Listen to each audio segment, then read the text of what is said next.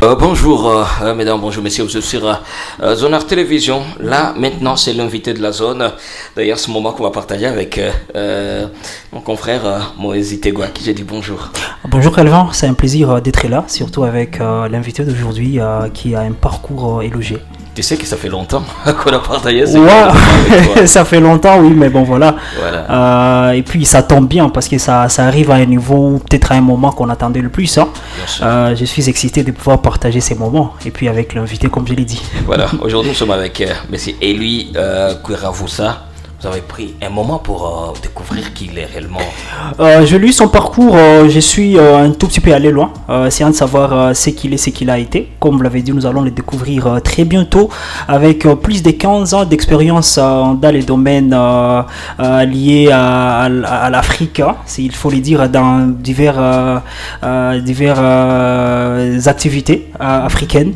Et c'est un peu long, c'est un peu loin, mais voilà, j'ai vu, hein, on va avoir vraiment beaucoup à dire, surtout dans cette émission. Voilà, tout manqué au M. Eli, qui est même titulaire d'une maîtrise en administration et en sciences politiques et de master exécutif en renseignement, en gestion de paix et sécurité en Afrique. Il est avec nous, M. Eli. Bonjour. Bonjour, M. Calvin. Je suis très honoré d'être votre invité du jour. Voilà, c'est vraiment un plaisir déjà de vous recevoir ici. Vous avez une petite idée de ce qui se passe dans cette rubrique?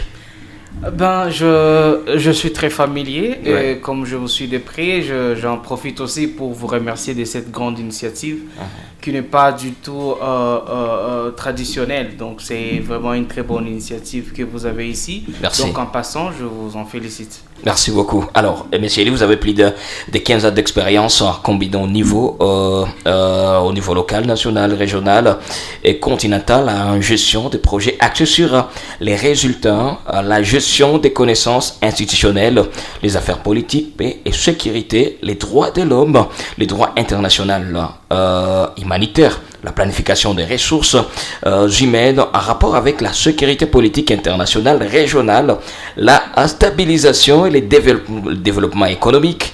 Il y a des gens qui se demandent comment ils sont être capables d'avoir une idée sur tout ce détail. Et c'est facile? C'est très facile parce que tout d'abord, je suis un enfant des Goma. D'accord. Je peux commencer à travers les organisations locales, les organisations nationales, mais aussi au niveau régional. Ce qui a fait que je puisse avoir un peu de l'expérience partout. Et comme vous l'avez décrit, cette expérience, c'est pas vraiment au bout d'une année, mais c'est échelonné à différents niveaux et pendant 15 ans. Parce que depuis 10 ans que je suis impliqué dans les organisations de base communautaires. Voilà. Alors, Moïse, je pense qu'il est peut-être avant de partir directement de notre voyage avec M. Eli, quelque chose qui... Alors, disons, il maîtrise 3 langues qui sont couramment parlées dans l'Union africaine, par là même de l'anglais, le français et le swahili. J'imagine que votre adaptation dans ces mondes africains, alors dans l'Union africaine, n'a pas été une expérience très facile, surtout à votre jeune âge, en vous voyant déjà, vous n'êtes pas trop vieux. Oui, certainement, parce que ici, d'abord, j'étais au Parlement des enfants, et après quelques années, nous avons pris ménage à Butembo, dans le Grand Nord. Là, on avait continué avec notre implication au sein du Parlement des enfants. Après, nous avons été au Parlement des jeunes. Nous avons été au Conseil urbain et territorial de la jeunesse. Nous avons évolué au niveau de la société civile comme vice-président de la société civile, coordination de la ville de Butembo. Et après, on a été beaucoup impliqués dans le projet régional, parmi lesquels nous pouvons citer Paix au-delà des frontières. C'était un projet qui était financé par Oxfam Novib. C'est là que nous avons créé un parlement régional. Les citoyens du Rwanda, du Burundi, de la RDC et de l'Ouganda pouvaient se rencontrer pour parler en fond de problèmes que rencontrent les différentes communautés.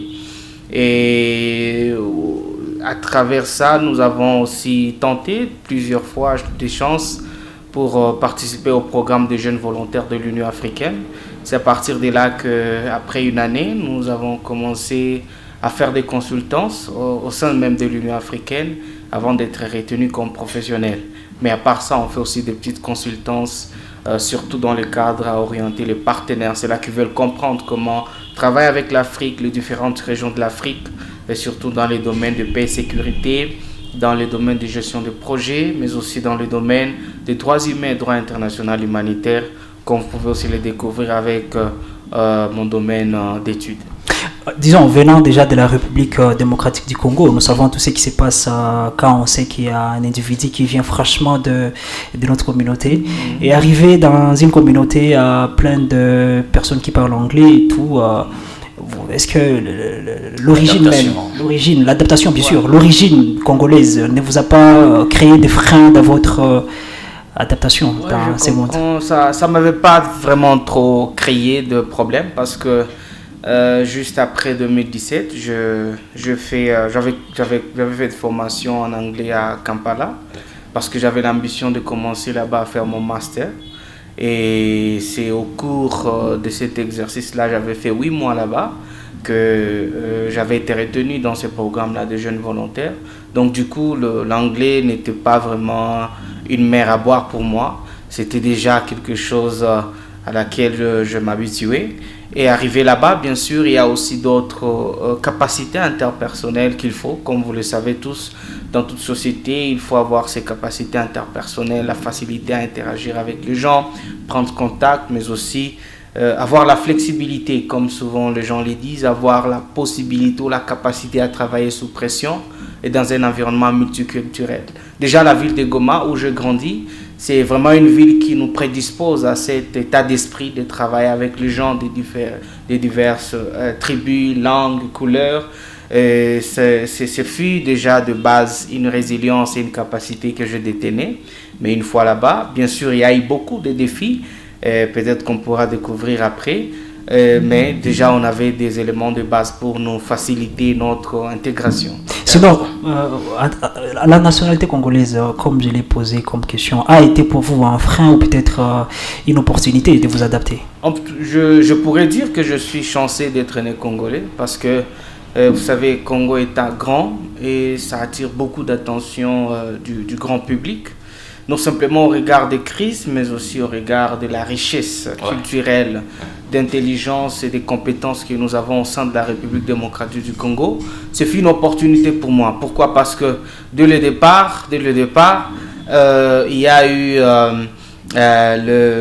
il y a un pourcentage, il n'y a pas une forte représentativité de la jeunesse congolaise, mais aussi de la nation congolaise dans les institutions internationales, où j'ai été la bienvenue. C'était comme si quelque chose d'étrange, quand on voit un Congolais arriver, c'est tout le monde qui veut savoir ce qui se passe au pays, qui veut savoir la vie au Congo, qui veut savoir, parce que beaucoup de gens écoutent ou ils voient le Congo à travers le média, la télévision. Alors lorsqu'ils voient un originaire congolais, c'est une opportunité pour eux de s'approcher pour palper du doigt de la réalité.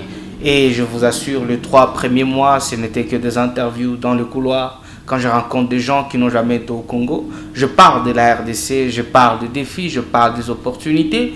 Mais aussi, c'était une opportunité pendant les 6 années que je viens de passer à Addis Ababa, de parler en tant qu'ambassadeur congolais de ce qui se vit ici à l'est de la République démocratique du Congo. Très important. Alors, Fano, il y a une image. D'ailleurs, j'ai juste observé un petit sourire quand j'ai affiché cette image. Ça vous rappelle quoi? Ah bon, ça me rappelle mon enfance. C'est fut en 2006. C'était juste 6 mois après que l'on qu'on puisse déménager de Goma vers Butembo. D'accord. Et là, je me rappelle, ce fut mon cousin qui m'avait pris cette photo. Il l'avait bien gardée en disant, Eli, je te montrerai cette photo. À l'époque, Eli voulait devenir qui? À l'époque? À l'époque, d'abord, je fais l'ITI. Je suis un ITIGois. Je fais l'Institut technique industriel de Goma. Ouais. Parce que mon père, d'abord, il est mécanicien de formation. Cette influence-là m'a fait que je puisse d'abord faire la mécanique générale. Je fais à l'ITI, je fais la première année, la deuxième année. Là, je me rappelle, j'étais en 3e année mécanique générale à l'Institut technique industriel de Mamba, qui se trouve à Butembo précisément. Et là, ce fut un certain dimanche. Et j'avais une aspiration d'être un grand mécanicien, de travailler dans le domaine technique. Oui. Mais comment est-ce que ces rêves s'étaient volatilisés? Bon, en fait, j'avais découvert une autre partie de moi-même à travers mon implication, bien sûr, dans ce domaine d'activisme. Quand mes amis étaient au garage, dans les ateliers, en train de pratiquer la technique, moi, je devrais être au tribunal de paix, participer dans le comité de protection spéciale des enfants. Je devrais être à l'émission, à la radio pour parler autour des droits des enfants, autour de la société. Alors, je m'étais trouvé un peu déconnecté de la science que je faisais à ce temps-là. Et c'est après que je me suis décidé, il faut que je fasse ce que j'aime. Et je trouvais que j'aimais servir les gens en société. Voilà. Déjà, moi je me demande, est-ce que déjà votre papa était d'accord avec vous? Peut-être qu'il voulait aussi voir son fils évoluer en mécanique. Est-ce qu'il était vraiment d'accord avec votre philosophie? D'ailleurs, c'est lui qui m'avait encouragé de faire la mécanique générale. Comme vous savez, en Afrique, le papa, les parents ne font que tracer les chemins pour leurs enfants. Ouais. Et c'est comme ça qu'ils pouvaient me sensibiliser en me disant, mais on n'a pas un frère ministre, on n'a pas un frère ou une sœur, une tante qui peut être facilité à faire autre domaine que ce que je fais. Et le seul héritage que je peux te léguer, c'est ma connaissance et ma technique, parce que certainement à la maison, on pouvait avoir beaucoup de pièces, on pouvait avoir beaucoup de véhicules. Ouais. Je me rappelle déjà en 1999, j'étais en tout cas tout petit, âgé de 5 ans et tout. Il y avait plein de militaires qui pouvaient venir à la maison avec leurs véhicules, parce que papa qui essaie un peu de réparer leurs véhicules à ces temps-là. C'est grâce à cette influence-là que je prenais le goût, parce que vous savez, quand on est enfant, on veut être comme papa, on veut faire comme papa. Alors, sinon déjà de la mécanique vers les droits humains, je ne comprends pas jusque-là qu'est-ce qui explique ces transitions. Si vous vous inspiriez même de ce qu'avait demandé votre père. Oui, en fait, voici l'histoire. Quand j'avais eu mon diplôme d'État, j'étais parmi les meilleurs élèves d'ailleurs du Nord Kivu, province éducationnelle Nord Kivu 2.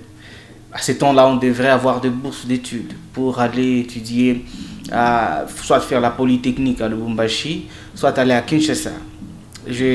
Comme l'ITIMA, les techniques industrielles de Mamba, c'est une école des assomptionnistes. Alors, la bourse avait traîné un peu. Quand la bourse avait traîné, mon père disait, ok, dans ce cas-là, tu vas attendre une année à la maison, en attendant que les choses s'arrangent. Et moi, en aimant très fort la société, je suis allé à l'université catholique du Graben pour prendre inscription. J'avais 3 choix. Le premier choix était axé sur faire l'agronomie. Comme l'agronomie s'emparentait un peu à la mécanique générale, il fallait que je fasse l'économie et les sciences politiques. Et enfin, après une longue réflexion, une bonne introspection, j'avais trouvé que j'étais mieux pour faire les sciences politiques et administratives, parce que j'étais déjà impliqué dans ce genre d'activités, j'avais trop de passion à servir. C'est dans ce parcours-là que j'avais pris le goût avec les droits humains, la politique, la société, la gouvernance, la société, la dynamique sociétale faisait déjà partie de mon ADN à travers ces longs parcours. Ah oui, très intéressant. Sinon, vous êtes, disons, satisfait de votre parcours jusqu'à maintenant, où il y a encore des défis, vous dites, bon voilà, je n'ai pas encore atteint l'objectif que je me suis assigné quand j'ai intégré ce monde. Oui, certainement, je pense qu'il y a beaucoup de défis. Il y a beaucoup de défis. Et j'ai appris à ne pas me laisser être consumé par le goût de l'ambition, parce que je sais que tant que la société survivra, on aura toujours des défis, on aura toujours des difficultés qu'il faut travailler sur. Donc c'est un parcours qu'il faut faire, qu'il faut travailler tous les jours. Bien sûr. Alors nous allons découvrir cette image également. C'est les Genelli toujours, hein, en mode basketball. Il y a aussi cette petite passion par rapport au sport? Donc, je grandis au Mont-Carmel, ici à côté du terrain de la paroisse. Ouais. Et vous savez, là à côté, il y a un terrain de basketball. Ouais. Alors, j'étais un peu polyvalent. Bon, je suis polyvalent parce que je continue à jouer jusqu'à aujourd'hui. Ah bon? Ouais, donc je joue au football. D'ailleurs, il y a une équipe là-bas au quartier. Quand je suis passé avant-hier en venant d'Addis Ababa, je suis passé pour saluer les amis. On appelait ça AS Parma. Okay. Et on pouvait jouer avec les équipes comme à notre époque le Cœur des Lions, les équipes de Brésil, on pouvait jouer avec l'équipe de France, on pouvait jouer avec les équipes de Bunakima, donc des enfants de militaires. Donc pendant les colonies de vacances, ce fut vraiment un moment d'enfance. Alors là, c'est au terrain de l'Institut technique agricole et vétérinaire de Butembo. D'accord. Arrivé juste à Butembo, je devrais continuer avec mes divertissements. Et là, je me rappelle, ce fut juste à quelques mois après que je sois arrivé à Butembo, avec mon ballon certainement, et je suis allé jouer. En voyant l'image, j'ai l'impression que nous sommes avec un jeune de moins de 15 ans. Déjà vers les années, c'est pas trop 2010, 2012, 2014, ouais. Si je me trompe. Ouais. Mais avec un téléphone à main, comment ça s'explique déjà votre âge? Bon, ce fut en 2000, je pense, ce fut en 2014, 2013. Ouais. Et je pense qu'à cette époque-là, il y avait déjà une évolution technologique. Et je crois que l'accessibilité au téléphone était déjà permise, mais pas des téléphones Android. Si tu vois très bien, ce fut un Nokia 3264, je me rappelle très bien. Et d'ailleurs, c'est ma grande sœur Antoinette qui me l'avait donné. Là, tu peux avoir accès à l'Internet facilement. Ouais, facilement, l'Internet. Avoir un compte Facebook. Effectivement, parce que j'avais ouvert mon compte Facebook. Je ne me rappelle pas l'année, ouais. Mais je crois que je vais encore vérifier l'année dans laquelle j'avais ouvert mon compte Facebook.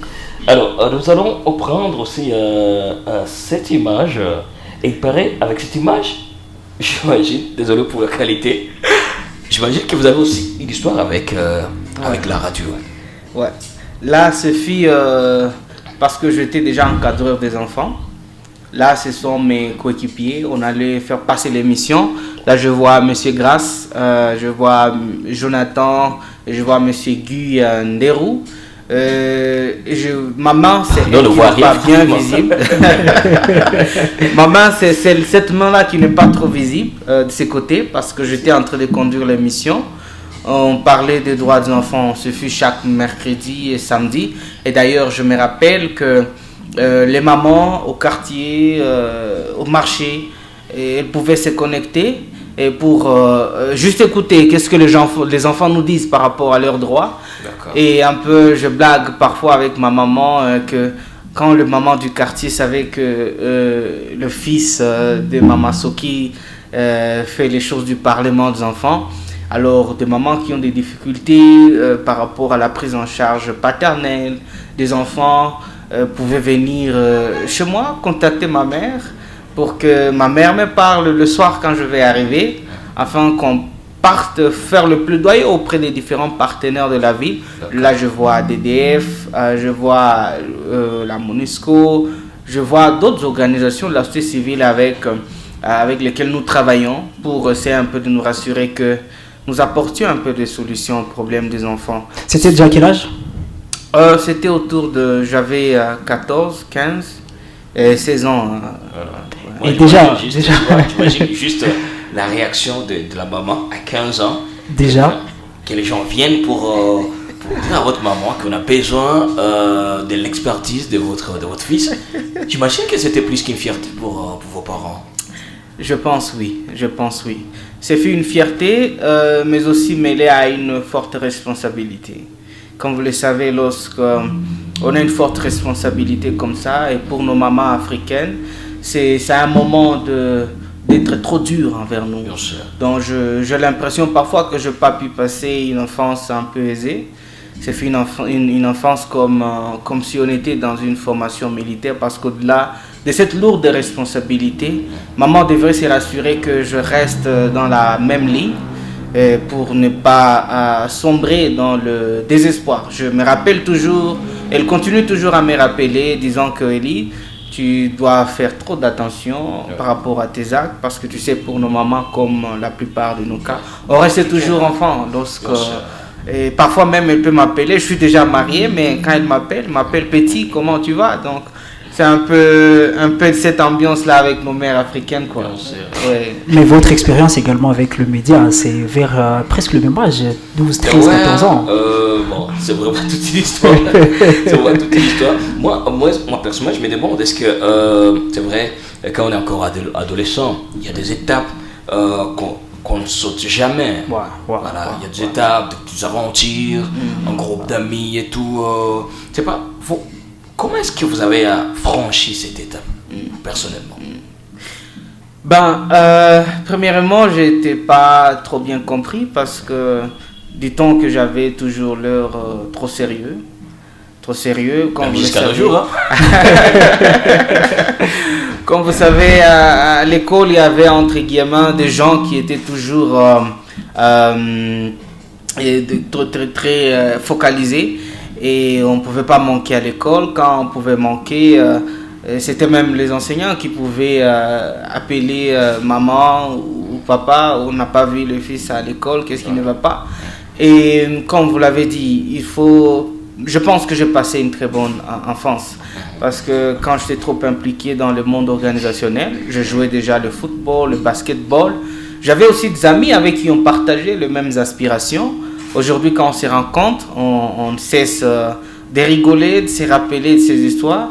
Et je ne peux que dire que j'ai quand même passé une très bonne enfance parce que ça m'a aidé à me préparer. Sinon, trop souvent, quand nous avons des perceptions différentes avec les jeunes de notre génération ou peut-être des aspirations différentes, à un moment, on se rend compte qu'on est seul, on est incompris, on est rejeté par les personnes qui nous entourent. Est-ce que c'est là, des fois, ne vous effrayez pas au point d'avoir peur d'être seul? Bon, ça arrive, ça arrivait et ça continue toujours à arriver. Comme vous le savez, à chaque époque et chaque étape de la vie, il y a des défis. Il y a des amis, par exemple, M. Calvin, tu as beaucoup de travail avec toi, vous avez beaucoup de boulot avec vous. Et parfois, vous pouvez sacrifier des nuits blanches parce que vous avez un focus, vous avez un target, vous avez une vision que vous devez réaliser. Bien sûr. Et des gens qui ne sont pas de votre courant ne vous trouveront pas que vous êtes le bienvenu. Et avec le rejet, j'en ai eu, mais je ne regrette pas parce que je comprenais déjà ce que je voulais. Je savais d'où est-ce que j'allais. Et comme jusqu'à aujourd'hui, donc les rejets sont toujours là. Les rejets par rapport aux questions de principe, des valeurs, des disciplines. Donc ça arrive. Ce n'est pas vraiment limité simplement à la France. Voilà. Alors, on va continuer notre voyage et nous allons prendre aussi cette image de Monsieur Eli, vraiment chic et tout. C'était à l'occasion de quoi? Là, ce fut lors d'une conférence spéciale avec le CICR. On avait fait 5 jours, on parlait des droits internationaux humanitaires avec la protection des enfants. Et ce fut un bon moment, tu vois, c'est toujours gravé dans ma tête, où nous avions pris connaissance de ce que le droit international humanitaire, qu'en est-il de la protection des enfants en période de conflits armés. Et là, j'étais parmi le modérateur, parce qu'on avait accueilli les enfants venus de différentes écoles de la ville. Et d'ailleurs, c'était la ville de Butembo et de Beni. On avait appelé des enfants pour venir siéger. C'était à l'occasion de la Journée internationale de la femme africaine qui se célèbre chaque 16 juin. Et là, ce fut vraiment un moment pour moi et des moments mémorables. Et voilà. Alors, on sent que depuis votre jeune âge, vous avez toujours été impliqué dans le monde humanitaire. Et voilà. Alors, nous allons peut-être passer à une autre image. Voilà. On va découvrir aussi cette image. Vous avez déjà une idée sur l'image, j'imagine. Là, ce fut le même jour. C'est que tu es en train de rire à cause de cette cravate. Vous avez l'air trop sérieux, trop sérieux en tout cas. Là, ce fut le jour maintenant de la clôture de cette session-là. Et là, j'étais, comme je le disais, j'étais président du Parlement des enfants. Et voilà, donc pour nous, ce fut un très bon moment. Et la cravate, d'ailleurs, ce fut la cravate de mon père. Et je pense que ce fut ma première cravate qui m'avait aidé. Bon, j'avais appris comment nouer la cravate à partir de cette cravate.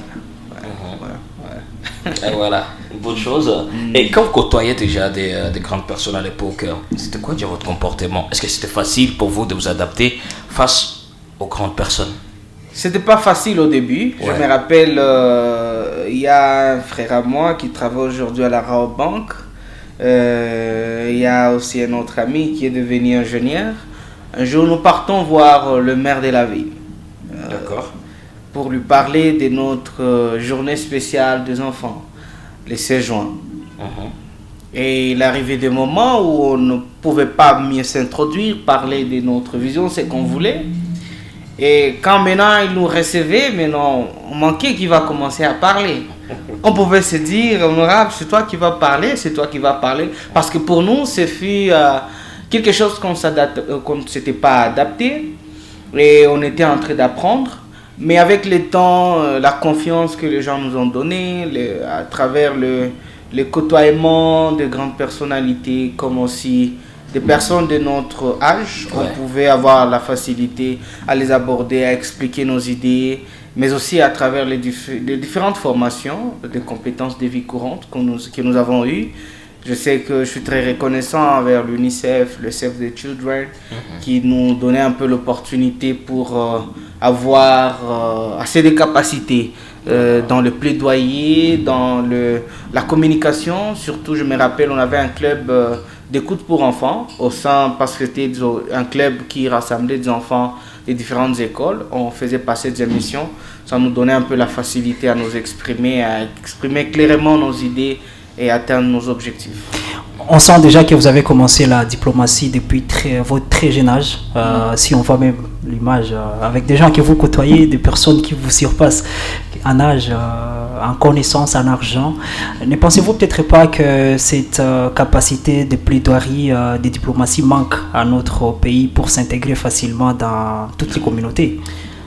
Bon, avec toute humilité, je pense que nous avons des capacités.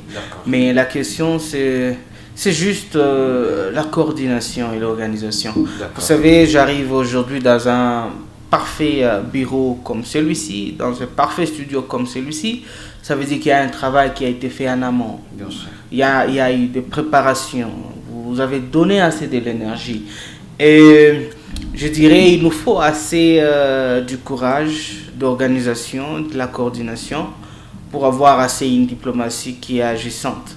Et quand on parle d'une diplomatie agissante, ce n'est pas simplement par la parole, mais aussi à travers une étude minutieuse des priorités, de la vision. Parce qu'en soi, la diplomatie, c'est l'outil qu'on utilise pour vulgariser la vision de l'État, la vision de la nation.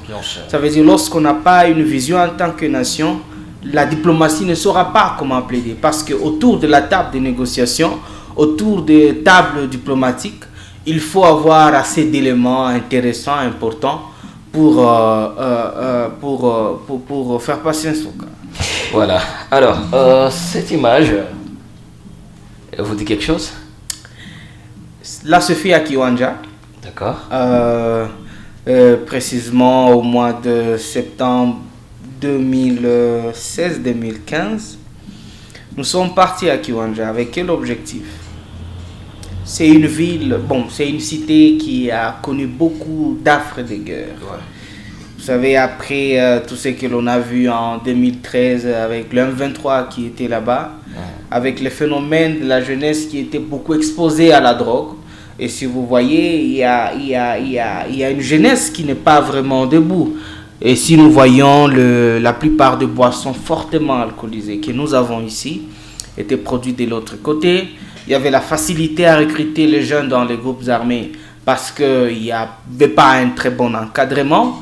Et nous, en tant que jeunesse de la province du Nord Kivu, on se disait, nous n'avons pas d'argent, mais on peut quand même parler à la jeunesse, on peut parler à nos différentes couches. Et là, c'était au camp des Indiens, après juste une séance de remise des diplômes. Et là, ils étaient en train de nous remettre un certificat de reconnaissance du travail que nous avons pu abattu.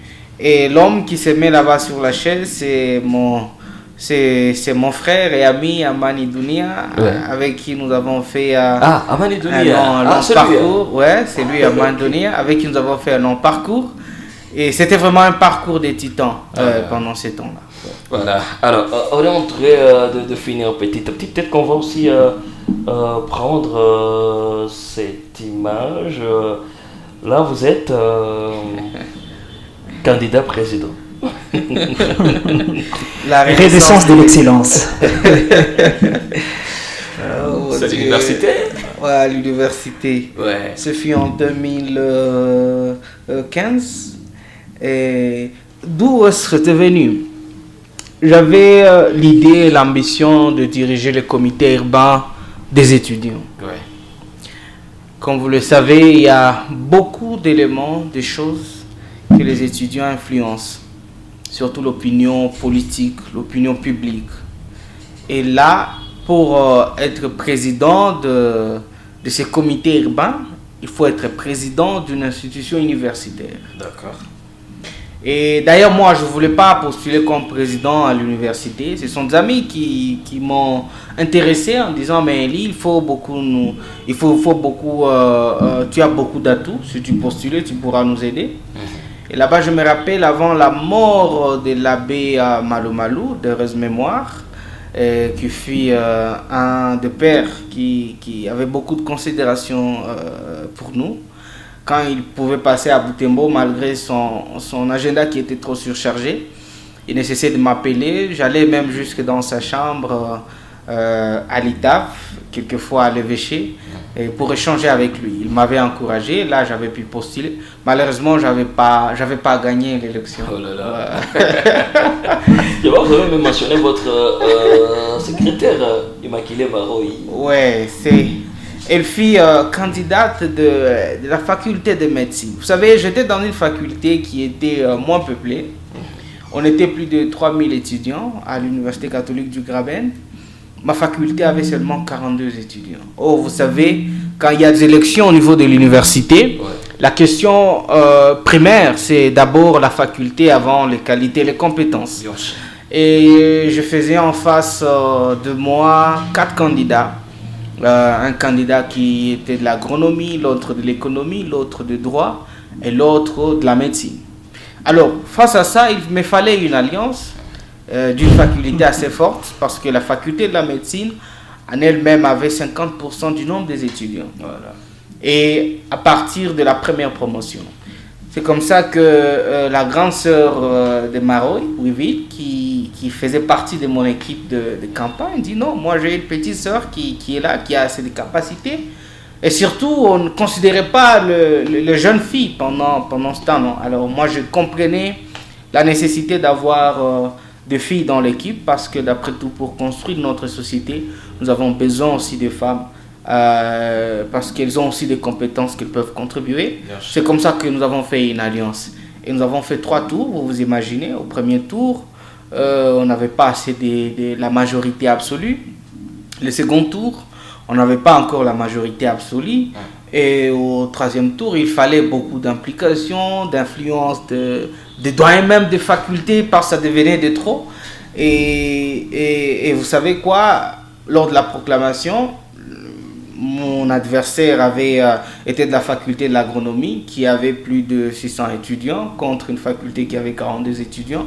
Mais il avait vécu seulement avec une différence de 62 voix. Donc ça veut dire qu'on était même capable d'aller même dans sa propre faculté pour avoir assez de voix. Bien sûr, voilà. Alors, peut-être on va finir, on va prendre aussi cette image. Mais je voulais revenir un tout petit peu sur l'image précédente. On sent un engagement quand on voit même la façon dont vous portez la veste. Et aujourd'hui, quand vous essayez un peu de revoir le monde universitaire, avec les jeunes qui postulent pour les postes de PP et tout ce qui va avec, à l'époque déjà, vous aviez des stratégies que vous avez mises en place. Approcher la demoiselle, question de pouvoir entrer dans les camps adverses pour peut-être prendre des munitions, sachant que vous n'avez pas le poids qu'il fallait pour remporter ces élections. Qu'est-ce que vous reprochez peut-être actuellement à la façon de faire de jeunes étudiants de cette génération? Ou peut-être la même ambition, bien qu'elle est là, les capacités, elles sont les mêmes, ou il y a jusque-là des petits défis à relever aujourd'hui? En fait, je pense que d'après tout, il faut avoir un idéal pour lequel il faut se battre. Et lorsqu'on a une vision, lorsqu'on a des principes et des valeurs pour lesquels on se bat, c'est très facile d'approcher les gens, de leur parler ce que vous avez à cœur. Aujourd'hui, on se laisse être consumé par le goût de l'ambition, mais tout en oubliant que parfois, il faut avoir un peu de recul, et réfléchir, avoir de la rationalité. Et avoir de la précipitation nous rend vulnérables parce que ça nous tue à long terme. Vulnérable, ça veut dire lorsqu'on veut postuler, lorsqu'on veut aller quelque part, il faut vous rassurer que vous avez assez de bagages. Non pas parce que vous voulez être vu, non pas parce qu'il y a des avantages qui en découlent, mais parce que vous savez que vous avez assez de capacités, vous avez assez de la clarté de là où vous voulez aller. Parce que le problème aujourd'hui, on sait que quand je suis PP, je suis président des étudiants, les politiciens vont arriver dans la ville, on va nous côtoyer, on va avoir quelque chose, un peu de sous, un peu d'argent, un peu de monnaie, mais ça c'est une question du temps. Mais beaucoup fort, il faut construire son intérieur, avoir assez de capacités. Parfois je parle à mes amis, à tout le monde, je dis, chers amis, pour que le Congo s'élève, pour que le Congo soit le Congo que nous voulons, il nous faut assez de capacités. Nous avons assez de grands défis. Il faut travailler matin, midi et soir. Vous pouvez servir le pays non pas simplement en politique, mais aussi en technique, dans plusieurs domaines. Ce n'est pas la position qui fait de vous un leader. C'est le leader qui ferait sa propre position. Ayons fort de conviction, chers amis. Ne vacillons pas à travers le vent. Je sais, en tant qu'un bon croyant, Dieu bénit au bon moment. Et si on se précipite à avoir de la visibilité sans pour autant avoir des provisions nécessaires, ça pourra nous précipiter. On a vu des jeunes qui étaient avec nous par le goût du pouvoir, ils se sont enrôlés dans les groupes armés. Pour certains, ils ne se sont pas sortis vivants. Pour les autres, vous savez, comme la ville d'où je viens, c'est vraiment une ville commerciale. Beaucoup d'entre eux sont plongés dans les pratiques occultes afin d'avoir assez d'argent, être prospères dans le business. Et aujourd'hui, on ne les retrouve plus. Donc, il n'y a que le cœur, la capacité, le principe et les valeurs, une raison noble pour laquelle il faut mourir, qui fera de vous, c'est d'ailleurs même l'essence pour vous propulser pour aller vers l'avant. Important. Alors, on va finir avec cette image. Là, vous êtes déjà à l'Union africaine. Oui. C'est facile aussi d'intégrer l'Union africaine. C'était votre entrée ou c'est l'image? Il y a d'autres expériences avant cette image ici, dans l'Union africaine? Il y a plein d'expériences. Là, c'était à l'occasion de l'élection de M. Thiam, à la tête de l'association des staffs de l'Union africaine. D'accord. Et j'étais passé à son bureau pour lui dire, pour le féliciter. Et comme vous le savez, au sein même de l'Union africaine, on a un syndicat de travailleurs pour essayer un peu de défendre nos intérêts en tant que travailleurs au sein de l'Union africaine. Et là, j'étais parti juste pour lui dire félicitations au grand frère pour le travail qui était abattu. Bon, il n'était pas vraiment favori au départ, mais nous étions tous surpris de le voir, c'est lui qui avait remporté les élections. Voilà. Quel moment, je ne sais pas, Moïse. C'est un parcours qui, je sais, qui va inspirer assez de jeunes. Hein. Évidemment, évidemment. Surtout qu'on a senti qu'aujourd'hui, il y a des jeunes, comme il a dit, moi j'aime un truc, beaucoup de jeunes se lancent dans beaucoup d'aventures sans préparation au préalable. C'est comme quelqu'un qui a bâti une maison sans fondation. À un moment, oui, on voit que la maison est là, mais qui peut couler n'importe quand. Dites-moi un peu, quel conseil vous donneriez aux jeunes qui voudraient s'engager dans des carrières beaucoup plus de la diplomatie et peut-être la gestion des paix, parce qu'on a senti que vous aviez bâti votre carrière là-dessus. Premièrement, il faut toujours croire. Je peux donner 3 secrets qui ne sont pas secrets magiques. D'accord. Le premier secret, il faut toujours croire. Et moi, en tant que croyant, je dis toujours, on peut tout par celui qui nous fortifie. Donc, une fois vous croyez en Dieu, rien n'est impossible à celui qui croit en Dieu. Parce que c'est lui qui est vraiment notre force, notre pouvoir. C'est lui qui nous donne, qui fait le vouloir et le faire. Deuxième des choses, c'est la discipline. La discipline, ça veut dire, avant d'arriver à l'Union africaine, pendant mon temps que je faisais l'anglais, j'ai eu beaucoup de publications, j'ai beaucoup d'articles que j'ai pu publier dans le domaine de paix et sécurité. Et je pense que je fais aussi de certaines consultances grâce à mes articles que j'ai publiés. Quand je pouvais me déplacer pour aller à Beni, je pouvais aller à Kiwanja, tu as vu. Je prenais le temps d'avoir un regard assez pointu pour répertorier les réalités que je voyais et comment est-ce que la vie sociale, comment est-ce que la situation des crises affecte la population et des possibles solutions. Et là, je prenais le temps de les écrire. Et avant que je ne parte à l'Union africaine, j'avais déjà fait cette publication qui était très appréciée. Et jusqu'à aujourd'hui, ces publications sont en ligne. Ça veut dire qu'il faut nourrir beaucoup fort votre esprit par la discipline dans ce que vous voulez. Donc, vous voulez devenir un grand technicien, un électricien. Prenez le temps, au lieu de surfer tout le temps sur WhatsApp, sur Facebook. Prenez le temps d'aller sur Google, voyez un peu le problème que nous avons, voyez un peu des solutions possibles à apporter. Même 1 minute que vous pouvez consacrer par jour, de concentration et de discipline peut apporter beaucoup. Et la troisième des choses, c'est le focus.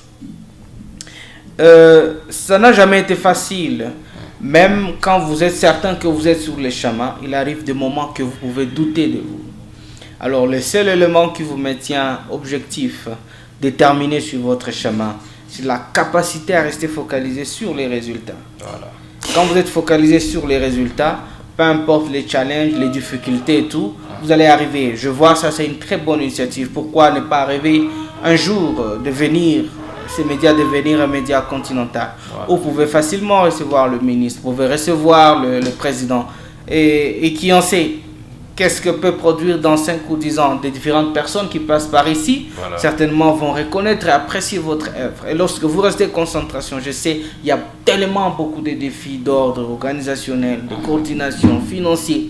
Mais lorsqu'on reste focus, concentré, et je pense que on atteindra toujours les résultats. Voilà, peut-être avant de finir, nous allons vite fait avec Calvin créer un acrostiche avec votre prénom. C'est Eli, qui contient 4 lettres. Bien sûr. Alors, on va faire comment, Calvin? Moi, je commence. Bien sûr. Et puis, moi, je continue, sans problème. Alors, on peut dire que monsieur Eli, il est excellent. Voilà. Il est excellent, donc il est excellent dans tout ce qu'il fait. Toujours à la recherche de la perfection et ne se contente jamais de la médiocrité. Il vise toujours l'excellence dans chaque projet qu'il fait. Voilà. Et puis, elle, comme loyal et intègre, parce que M. Eli, c'est quelqu'un à qui l'on peut compter, à votre fidélité, à vos valeurs et à vos engagements, inspire confiance et respect. Et je dirais qu'il est inspirant, il motive ceux qui l'entourent par sa passion, sa détermination et surtout sa capacité à surmonter les obstacles. Et puis on fait comme énergétique parce que Eli apporte une dynamique positive et un enthousiasme contagieux dans tout ce qu'il fait. Donc déjà, votre énergie est un moteur pour avancer, repousser les limites et faire face même aux défis avec courage. Sinon, Ouais. C'est un plaisir de partager ce moment avec vous. C'est excellent. Merci. J'apprécie. Merci beaucoup, monsieur Elie. Merci. C'est vrai, c'est un parcours qui vient prendre de motiver encore une fois. Évidemment. Un jeune de la ville ou carrément de la RDC. Non, c'est un plaisir de partager ce moment avec vous. Je sais que de temps en temps, vous aurez toujours à passer ici. Surtout en voyant son jeune âge, j'imagine qu'il n'est pas trop vieux. Mais quand on sent ce qu'il a fait, déjà à 14 ans, il commence à être consulté pour des plaidoiries vers la MONUSCO, l'UNICEF, Parlement d'enfants. Je sais, hein, il y a un grand homme qui était caché peut-être à l'époque dans le petit corps, si on pouvait le dire ainsi. Il y a des petits secrets, comme il a dit aux jeunes qui ont suivi ou qui suivent alors cette émission. Si peut-être on serait en train de citer par un mot de conclusion pour toutes les personnes qui sont entrées sur l'émission. Il n'y a pas plus grand mot pour conclure, parce que quand je vous vois en face de moi, je suis tenté d'avoir de larmes aux yeux, parce que d'après tout, vous faites de votre mieux. Et j'essaie un peu de comprendre le contexte dans lequel nous travaillons, notre génération actuelle. Je ne dirais pas qu'on est sacrifié, mais on est aussi oublié. Oublié par le fait que tout peut arriver à tout moment. C'est juste un message d'espoir, de ne jamais lâcher. Continuez toujours à faire du bien. Restez concentrés. Parce que un chien vivant vaut mieux qu'un lion qui est mort. Et il ne faut jamais lâcher, il faut toujours continuer. C'est pas simplement particulièrement à la jeunesse congolaise, mais aussi à toute la population congolaise, particulièrement la population du Nord Kivu. Aujourd'hui, on a plus de millions de ménages qui sont en état de déplacement, sans oublier ceux-là qui se sont réfugiés dans le pays voisin ou à l'étranger. Je crois qu'il y a toujours un temps pour tout. Il y a un temps pour pleurer, mais aussi il y aura un temps pour rire. Et ce temps, c'est pas demain, c'est aujourd'hui. Et faisons toujours de notre mieux. Et si, comme notre père fondateur de mon université catholique du Graben le disait, faites tout pour que si vous avalez, qu'il ne puisse pas vous digérer. Donc c'est une question de l'endurance et de la détermination. Et le seul message que j'ai, tôt ou tard, le soleil toujours apparaîtra pour mon pays. Parce que ça fait tellement très mal, très compliqué. Tous les mauvais exemples, c'est sur mon pays. Toutes les crises qui sévissent, que ce soit dans le cadre des épidémies, à riposte, à virus, c'est toujours mon pays. Que ce soit dans des crises humanitaires, crises sécuritaires, c'est toujours la République démocratique du Congo. Et je veux dire qu'il n'y a que l'arbre qui porte des fruits qu'on jette des pierres. Donc nous sommes une nation pleine d'espoir, une nation pleine d'avenir. Et cet avenir, c'est nous. Ce n'est pas la génération future. Et prenons fort courage, ne cédons pas. Et le ciel est toujours et ne nous a jamais abandonnés. Avec notre détermination et notre endurance, je pense que le temps est proche pour vivre le moment de gloire que nous avons longtemps entendu. Voilà, quel beau message d'espoir. Merci beaucoup, monsieur Elie, pour ce message. Moïse, un plaisir. Un plaisir partagé. Moment avec toi. J'ai appris. On se retrouve à la prochaine. Merci. Surtout, merci toujours de nous suivre un peu partout, toujours Zodar, et merci aussi à Elie qui a accepté notre invitation. Sinon, prenez bien soin de vous. Merci. Merci.